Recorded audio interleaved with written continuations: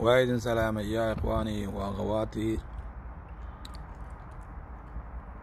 waxaa halkaana dhigay oo dhibaatada dalkeen iyo dadkeen iga baday sidaad ogtihiin waa qabyaaladda oo keentay kala qaybsanaan iyo nacayb iyo isdil iyo dhimasho macna daraa oo naar ku guraysa dadkanagi.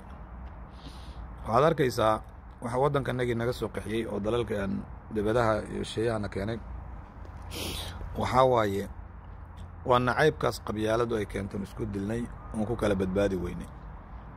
marka waxaad arkaysaa dadkii soo qaxay oo waddamadan dibadaha iska dhiibay oo sharciyada ku qaatay oo nolosha ku haysta inay ka shaqaynayaan maalin la arko isku dirka iyo qabyaalad iyo wixii ay ka soo carareen oo xumaan tahay ay dalkii maaragtay ku baraarujinayaan dhallinyaradii iyo dadkii wax magaratada ahay.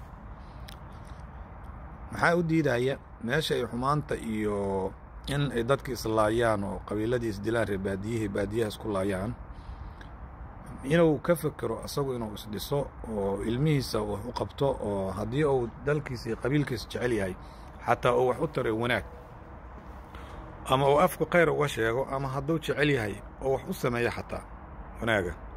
waa idin salaama.